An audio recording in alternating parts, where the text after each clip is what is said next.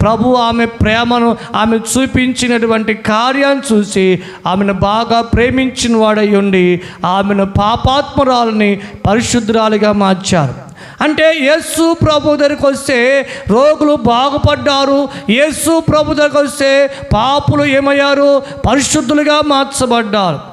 యేసు ప్రభు దగ్గరికి వస్తే పాపులు పరిశుద్ధులుగా మార్చబడతారు. ఈ లోకంలో మనము దేవుని పిల్లల వెలుగులోనికి వెళ్తే మనలో ఉన్న చీకటి అనేది వెళ్ళిపోతుంది. వెలుగులోకి వెళ్తే మనలో చీకటి వెళ్ళిపోతుంది.